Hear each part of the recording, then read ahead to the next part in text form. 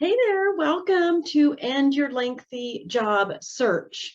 This is going to change your job search from here on out. I'm super excited to share this information with you because I'm telling you, I've helped clients with this strategy over and over again.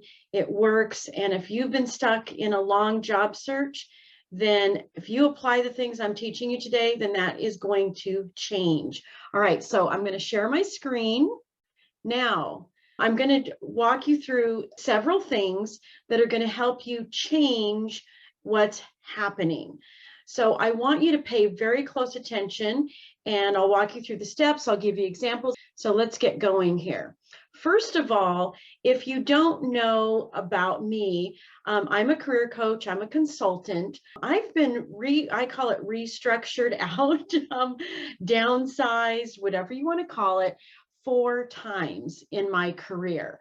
And through all of that, every single time it happened to me, I took that as a moment to say, okay, what's next?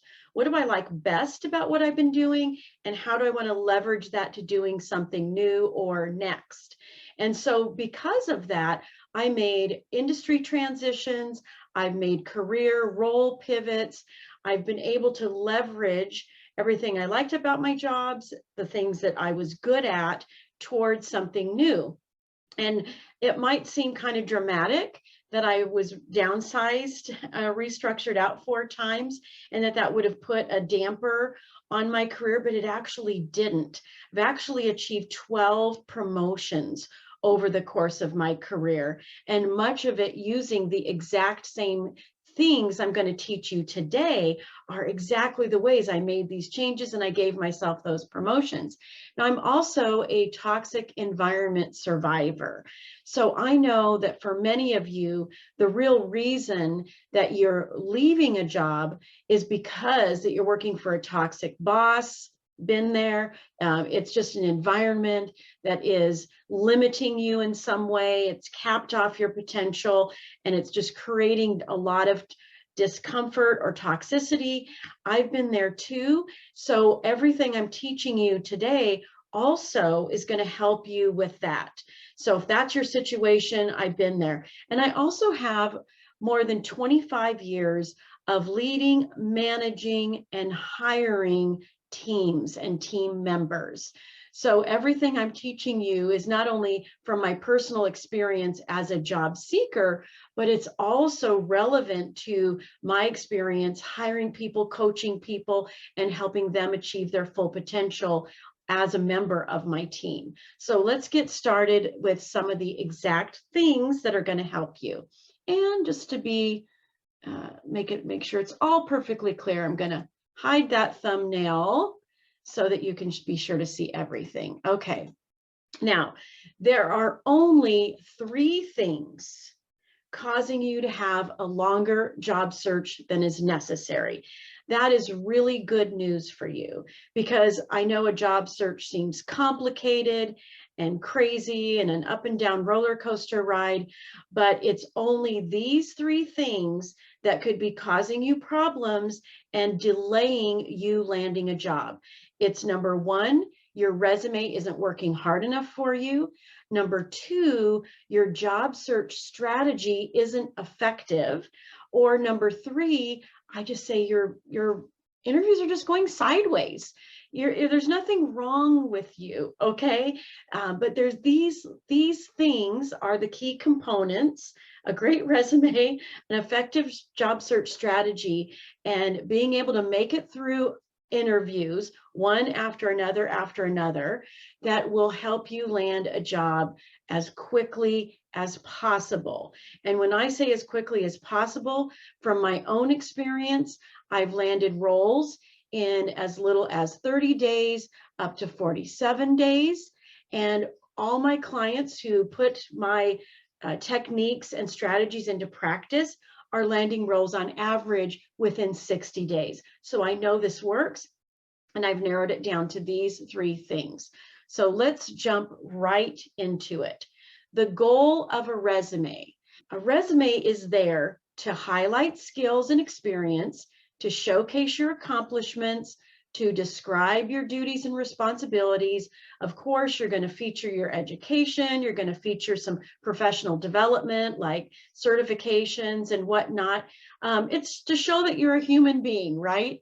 And of course, you want your resume to stand out from the crowd. Now, the resume I have pictured here seems like a really awesome resume, right? Like, look, you're smiling, we're giving some interesting information, it's gorgeous, you know, we're even highlighting some skills down here and your proficiency with those skills. But I'm here to tell you, this resume is not working as hard for you as it could. And there's a number of reasons why that I will get into. First of all, let's talk about applicant tracking systems. What to avoid. You want to avoid graphics. You want to avoid icons and symbols, text boxes, tables, graphs, underlines, horizontal lines, long vertical lines, side panels, dark colors, italics and quotation marks, hyperlinks, photos, and non-standard font. That means anything that's too fancy. You don't want to use fancy stuff. You want to keep it basic. And if your font size is less than 10.5 or 11, then it may also cause problems getting picked up, getting that relevant information picked up.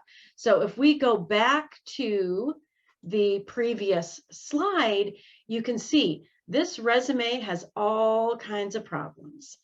And while it's gorgeous, it's very likely that it is problematic in an applicant tracking system. And I don't want you to be afraid of applicant tracking systems. I've used them as a hiring manager. I'll just tell you that. And what they're really there to do is help someone be more efficient evaluating resumes and information related to that candidate. There is nothing that's automatically rejecting you, although I know it feels like it because you might be getting those automatic responses.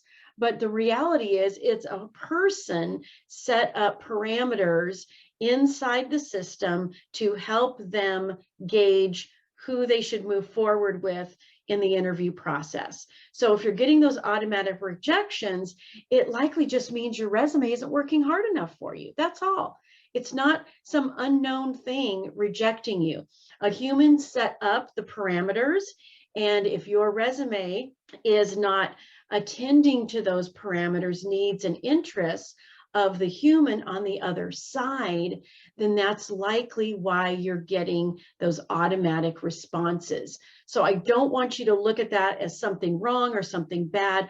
I want you to look at it as owning it and saying, okay, what could I be doing differently with my resume? Now, more importantly, we really want your resume resonating with the human on the other side. So let's move on. Goals of a resume. What problems did you solve? Listen, if your resume is just tasks, things that you did versus problems that you solved, then you're not going to be standing out amongst the wide variety of people applying for the job, right? And trust me, I've seen tons of resumes. So most people are just listing tasks and responsibilities. You want to go deeper than that.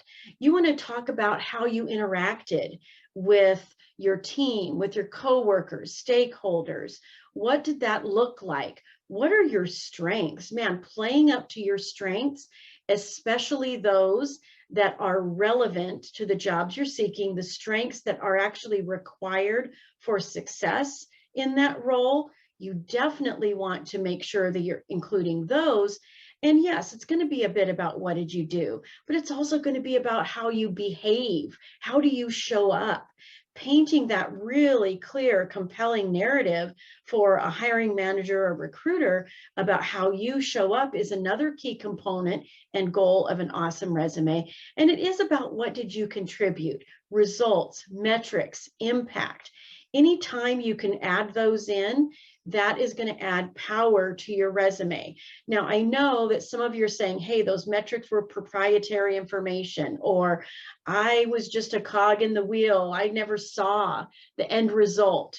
of those metrics. Listen, that's okay too. You can still talk about your contribution from a relational perspective or the impact that you had, even if it doesn't include those percentages or dollar signs.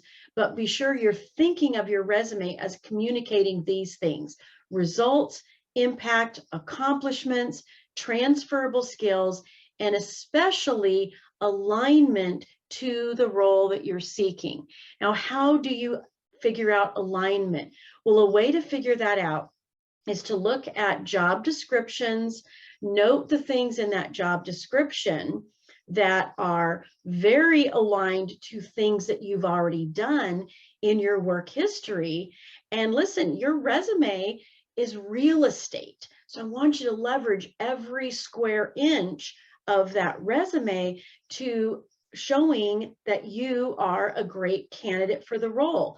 And that means sometimes you got to give up a bullet point about something that you want to say about yourself and instead include a bullet point that is highly, highly relevant to the role you're seeking. Something that you did that is very, very much the same, right? Oh my gosh, I've done this, I've done this, I've done this. Listen, if you've done 60% of those things, I'm saying apply for the job. Just make sure that you're including those things that you've done that are very aligned to the job description in your resume.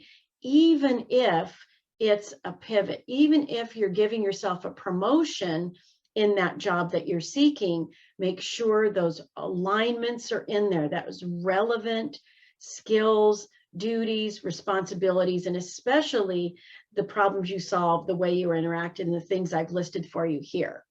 Now, here's an example of a resume that I share, that I've created, and that my clients create inside Job Search Field Guide, which I'll tell you about a little bit later, that really makes much better use of the space. And look how much more information we're getting about Jane.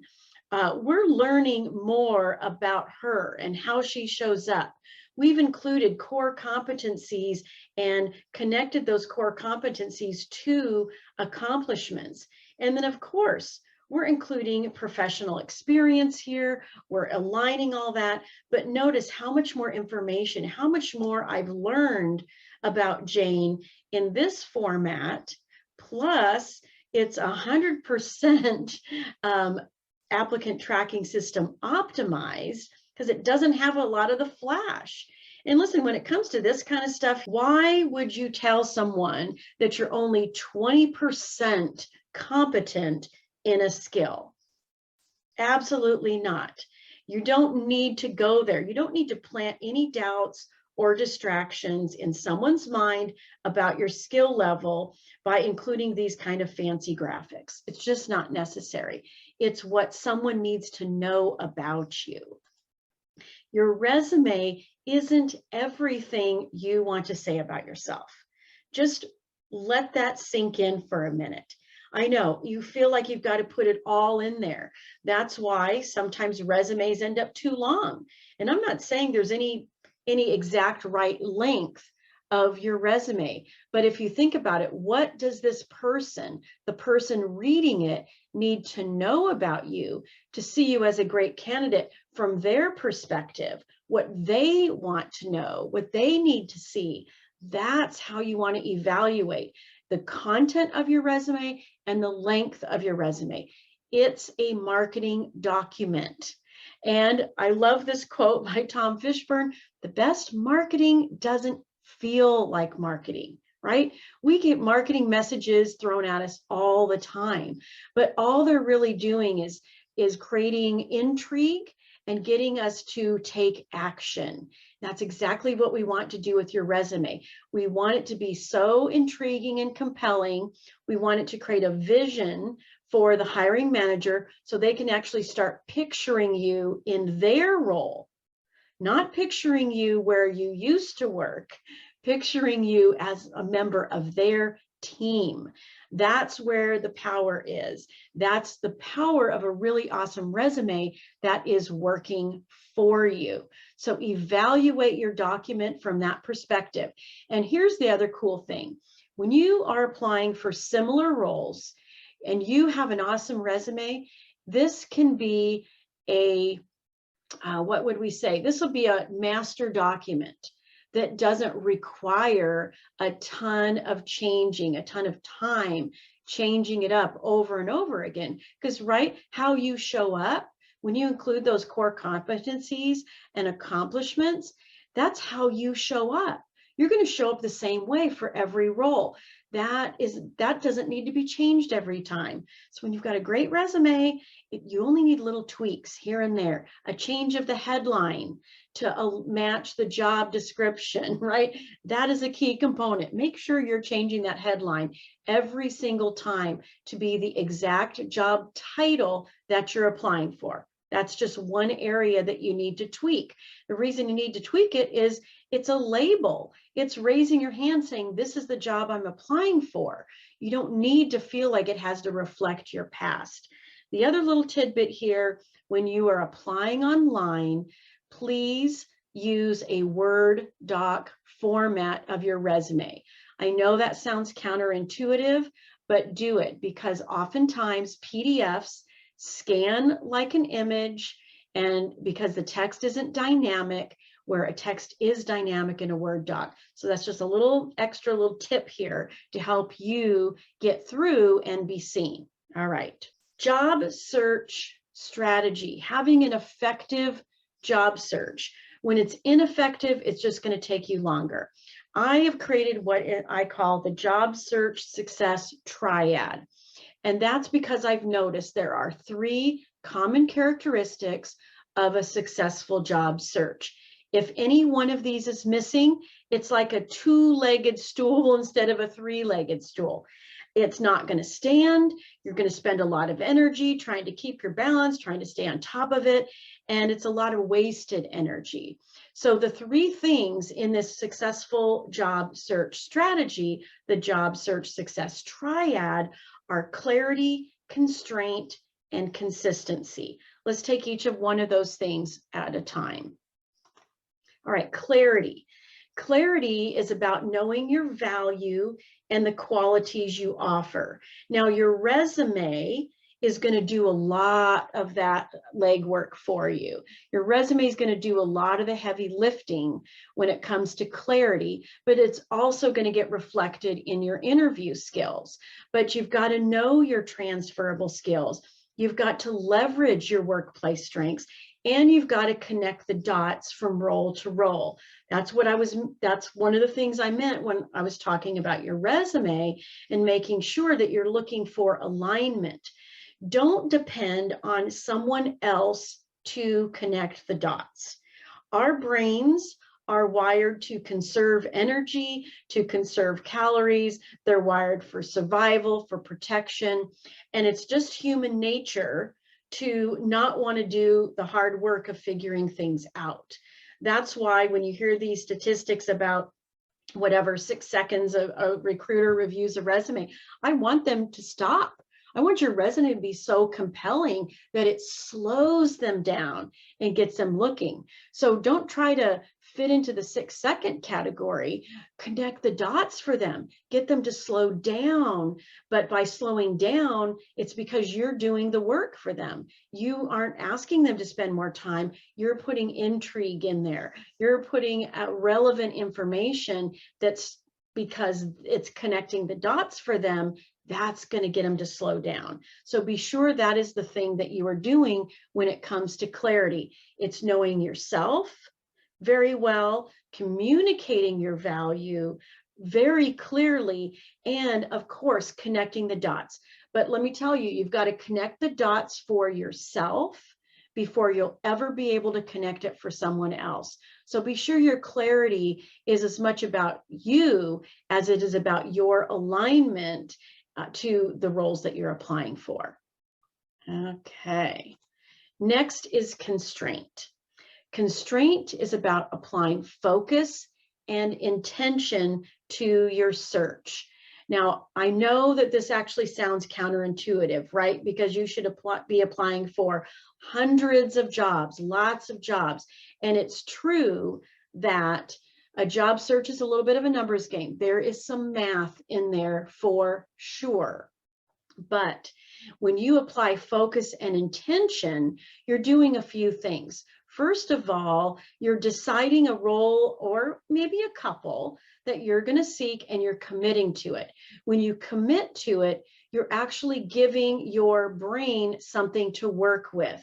When you're scattered and you're applying for everything and you're in the throw the spaghetti on the wall kind of a job search, your brain doesn't know what to focus on. That's why oftentimes when you're doing that approach, you feel confused, you get stuck, you feel scattered all over the place, because that's exactly what you're doing. And so your brain doesn't actually even know what to focus on and how to find great jobs to apply for. So if you find yourself searching and searching and spending time on Indeed, spending time on LinkedIn, you can't seem to find anything, go back and think, okay, what is your strategy? Are you actually shooting it all out there and trying for anything and everything just because you can do lots of things? Or are you reeling it in? Are you bringing it into constraint?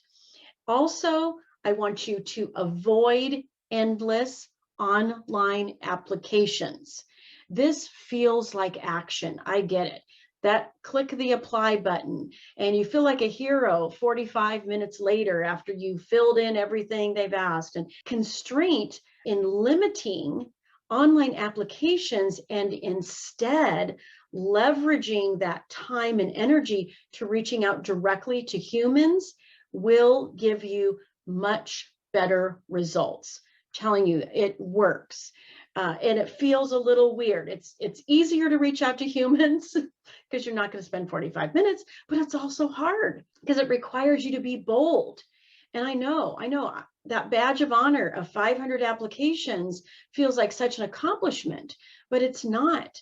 The better way to do it is to spend the time you would have spent doing an online application actually researching the company, looking for a person to reach out to, doing an informational interview with someone else who's in the company.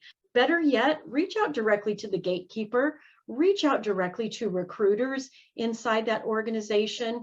You can look at my LinkedIn profile, and I have in my featured section, I have a video that shows you exactly how to reach out to recruiters, how to find them, how to reach out to them, and little scripts on what to use to reach out so that you're not getting salesy and weird and telling so much about yourself, but you're being concise, easy, and it's a repeatable process that you can do so much more in terms of results and effectiveness than endless online applications. Reach out to humans, find them and reach out. And trust me, if they need you to apply online because that's how they're managing their system, that's how they're managing candidates, then of course, you're going to go and let them know that you did apply online.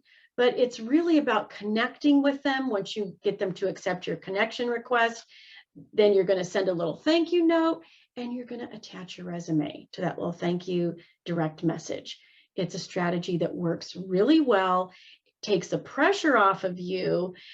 You don't have a bazillion rejections in your face through email. And listen, even if they don't accept your connection request, that is totally fine. Even if they accept but they don't message you back, totally fine. This is a rinse and repeat process that you can do over and over that will get you different results. And it'll get you engaging with people. And listen, as a farmer plants seeds, they don't stress out about the ones that aren't taking root.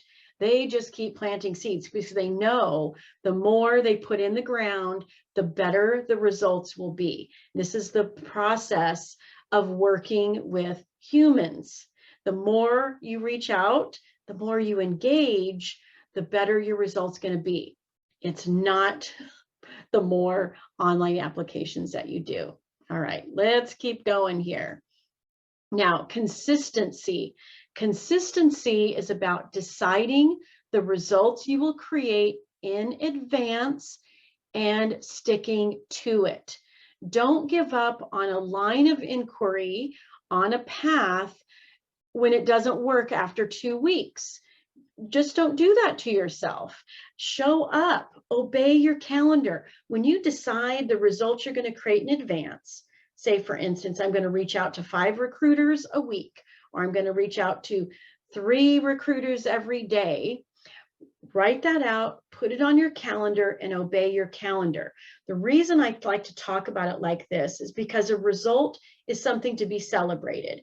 And every time you celebrate a result or an accomplishment and you really enjoy it, you're telling your brain, you're actually playing into your brain chemistry, and you're saying, hey, this was kind of a cool thing to do. Let's do it again. It just makes it so much easier to keep going. And showing up and obeying your calendar is easy because you do that every single day, right? In our corporate life, in our work life, we've got meetings, we've got all kinds of things in our personal life where we must show up for because it's on the calendar. When you calendar your job search activity, you will create results. And I want you to calendar various things. Eventually, you're going to be calendaring interviews too, of course, but calendar reach out activities, calendar follow-up, calendar online applications. If that's going to be part of your process, make sure you put it in there, make sure you do it, show up.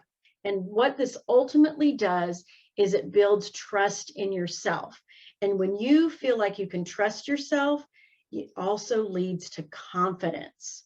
And that's when you haven't shown up for yourself in your job search. Maybe you've just been super inconsistent. You're creating a lack of trust in yourself, which ultimately leads to feelings of defeat and discouragement and lack of confidence. And guess what you're bringing into that interview? You're bringing all that baggage with you. So I want you to use this idea of consistency to make your job search activities non-negotiable, to layer things in. Don't apply for one thing and then wait for the entire process to end before you apply to something else. Apply to multiple jobs at a time. Apply to lots of things. You have a brain that can handle and juggle many things. You're doing it all the time. For some reason, our brain wants to tell us that a job search is something different. It is not. So leverage that capacity for doing multiple things at a time. And what that will also create is not only trust in yourself that you can handle all this, but the more you have in your pipeline, the more activity you're doing in this with applying clarity, constraint, and consistency. I'm telling you, the really cool thing is that you will get less emotionally attached to any one job opportunity, and that healthy detachment results in a much better interview. And so we'll get into that next. Stellar interview skills. One of the things that is probably out of those 3 things that could be going wrong in your interview, I would say interview skills are probably the biggest thing that could be happening in terms of your interview going sideways and preventing. You know something's wrong here when you're doing lots and lots of interviews, but you're not getting any offers. Again, nothing's wrong with you. Your resume could have been amazing. You could have had all of the needed skills, requirements, all of it. But if you're interviewing and you're not getting offers, I want you to just realize that all that's happening is there's something that's going a little sideways in those interviews. And here are some tips to help you really create much stronger interview skills so that you can be aware and you can prevent anything from going sideways. The best interviews are conversations. And listen, the good news is you know how to talk to people, okay? Let's just get that straight. You talk to people every single day. Your brain wants to tell you that these interviews are wildly different from normal conversations you have with people all the time, and it's just not true. You don't have to believe that story. You can decide for yourself, something I coach clients in all the time, that it's 100% possible to take more control during interviews and create opportunities to showcase your value in a way that is conversational, that's easy, that isn't desperate or convincing, or carrying any of the baggage from your past, that negative experience you had in your last job or with your last manager. You want to leave all that behind, and you want to create opportunities to showcase your value with these three components: preparation, curiosity, and questions. Now, preparation, of course, it's about doing your research, right? You're going to research the company, you're going to understand something about their mission and the value, but I want you to spend equal time, at least equal time, preparing yourself. Because when you create a sense of ease and certainty for yourself going into an interview, it's good for you, but it's also really good for the other person. They have a sense of ease and certainty. Trust me, I have done tons of interviews.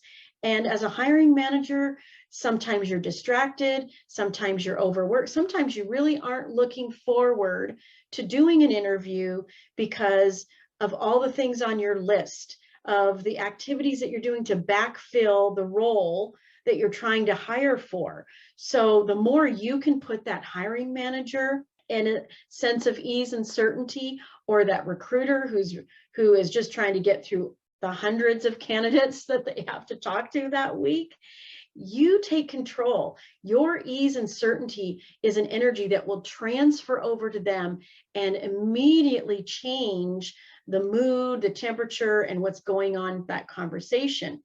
I also want you to do this by releasing doubts and negative thinking. I coach all of my clients as part of their interview prep, first by writing out all your doubts. I know it sounds crazy, but do what I call a doubt download. Get out all the weird, negative, creepy thoughts, the things your brain is telling you because it's in primitive, unintentional mode about why this is going to be a challenge, or why are you applying for this job? Are you sure you want to? What makes you think you can actually do this? You know the thoughts I'm talking about.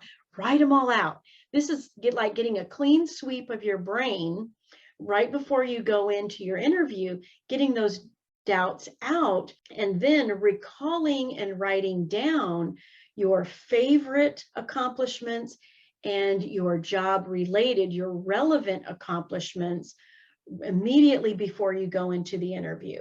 And what this is doing, especially if you add a little bit of celebration and appreciation, and I really recommend that you're writing these things down, not typing them out, because when you write, there's a different connection in your brain.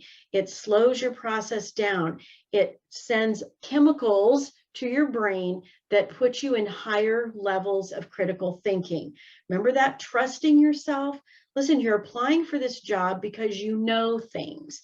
You've been invited to this interview because it's been clear, based on your resume and your LinkedIn profile, that you have something to add, that you belong in that meeting, that your value is being seen at that level.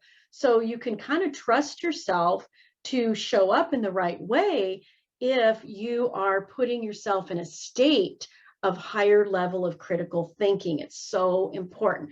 Do your research, yes, but more importantly, prepare yourself in your sense of confidence, ease, and certainty going into that interview. All right, next, curiosity. This is so good. This is so underrated. And I would say curiosity over convincing. Many times you go into an interview thinking that you've got to convince someone that you are a great candidate. I want you to stop convincing people. Instead, I want you to go in with curiosity. I want you to be more interested in them and their unique perspective than you are on convincing them of all your great attributes, skills, qualities, etc. Right? Because you've got a great resume. They invited you. They already see a lot of that. But now when you go in more interested in them and their unique perspective, you're putting yourself in a position to evaluate the opportunity and the fit for you as much as they're evaluating you. Now, when you focus on their role and purpose in the process, what I mean by that is think about who you're interviewing with. When you're interviewing with a recruiter, a lot of times they're ticking boxes, right? And sometimes it can feel that way. And I've had people say, well, that's so like they didn't get a chance to know me. They didn't give me a chance. Listen, their role is to tick boxes, to evaluate quickly and decide if the relevant experience is there and if they can move you forward. So your best approach with the recruiter is to understand that's their role and help them do their job. Ask the question, what else do you need to know about me? Is there anything else that I can share with you that will help you when you communicate about me to the hiring manager? Ask that question. There's nothing wrong with that. Well, questions is next, but still think about how do you help them do their job better? When you're in with a hiring manager, what is their role and purpose in this process? They want to add someone to their team. So when you are in there and you are curious about the team and you're even acting like you want to know about the team and you're even behaving from your future self as if you're already on the team, what would you be doing if you got called into the office with your boss and they had a problem to solve? You would approach it from a collaborative perspective, right? You would go in curious. You wouldn't go in convincing them that you could solve the problem. They already know that. So I want you to think that way and behave that way with curiosity when you enter the interview with the hiring manager. Now, of course, there's going to be other stages too at times. Sometimes there's a panel interview. The panel interview could be the people that you're going to be working with or the people that are on your team. What does that look like? What do they need to know to see you as a great candidate? What do they need to know? Like, they're your team, they're your prospective team. Who are you as a manager? What kind of questions do you ask your team? What kind of things do you exchange in terms of information and knowledge? Remember, you're evaluating the opportunity and fit to you as much as they are evaluating you. And so when you go in with genuine curiosity, your behavior changes, your body language changes, and as we'll get into the next component of this, the questions you ask will not be weird or offensive or off-putting. When you're coming at it with a pure sense of curiosity, it actually becomes engaging. All right, questions. I don't want you to save your questions for the end. Do you have any questions for me? I want you to do your very best to ask questions throughout, because this gives you opportunities to share more of your experience, more of your value, and your potential for creating impact in that role. So asking strategic questions to uncover pain points is huge, because you're not just asking to get information.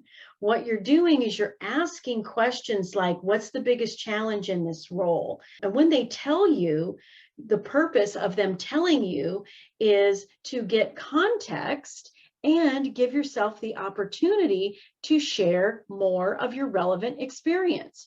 So if someone says the biggest challenge in this role is that the team is disorganized and we need someone who's going to bring it all together, get everybody on track, projects are running late, then you can say, oh, wow, thank you so much for sharing that with me. One of the ways that I get everybody on track and get them focused is through 10-minute stand-up meetings. I love just checking in with everybody, finding out where they are, addressing anything that's running behind, and then setting goals for the next few days or even a 24-hour goal to achieve what we want to achieve as a team. Okay, you see what I just did there? Like, I shared something I do to create a result. And now you're sharing more of your relevant experience, but you're also giving that person that's you're talking to, the hiring manager, whoever, showing them a picture of what it looks like with you on the team. These clarifying questions to get context are also really helpful when you want to avoid giving this very broad answer that turns out to be mediocre, and instead clearly focus the intention for the answer that you want to give. So a clarifying question about someone saying, well, what's your experience with this platform or this software? You could say, well, let me ask you this. How important is that in your business right now? Notice curiosity popping in here. Notice that it's you asking a question that might uncover a pain point.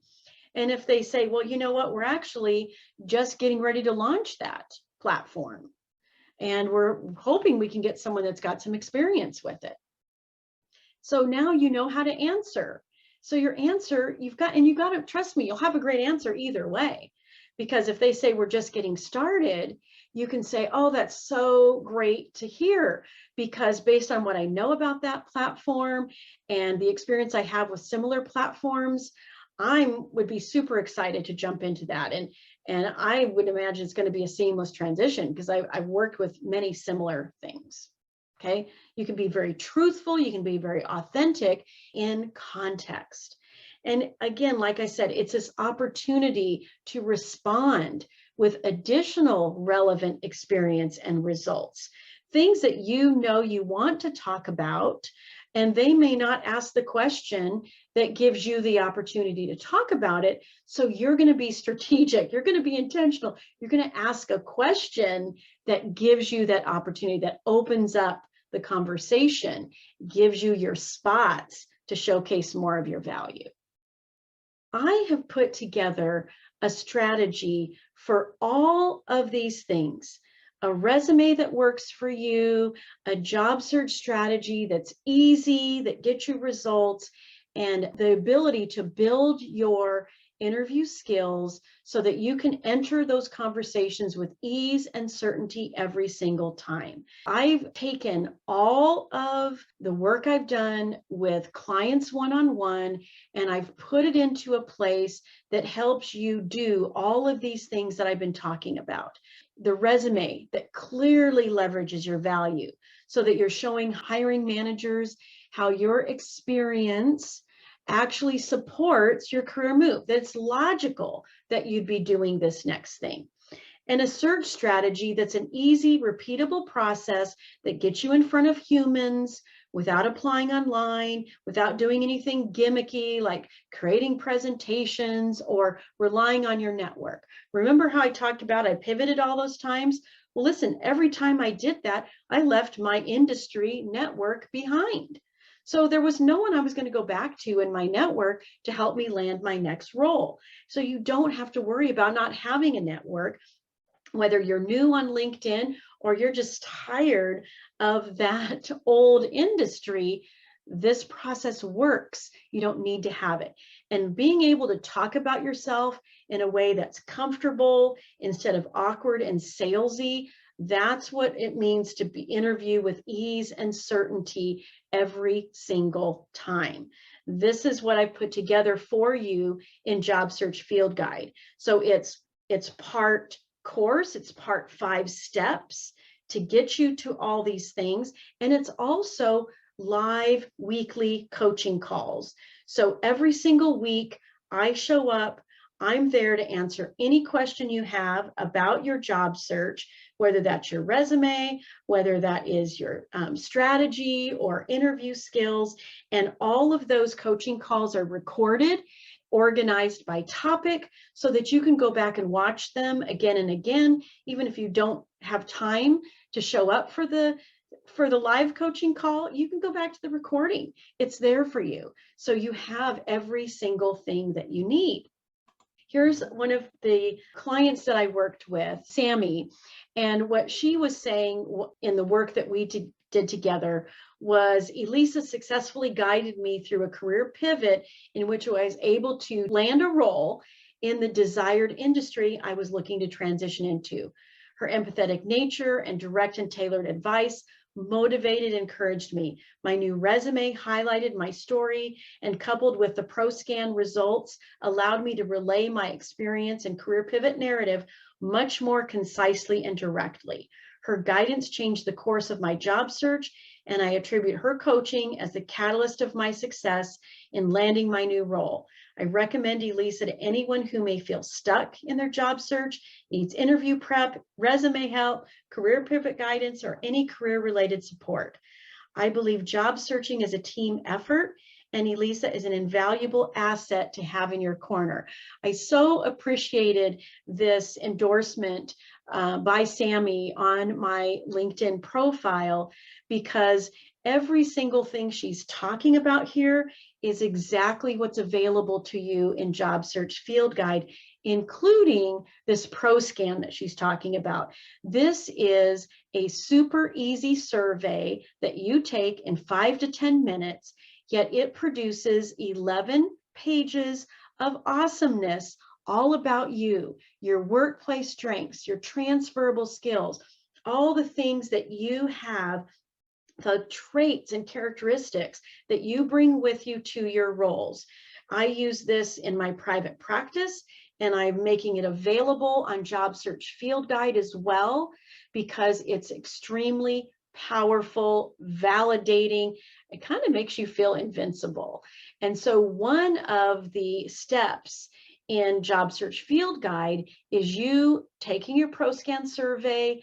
I'll walk you through exactly how to understand your results. And of course, in the weekly live coaching calls, you'll be able to raise your hand and ask questions about it.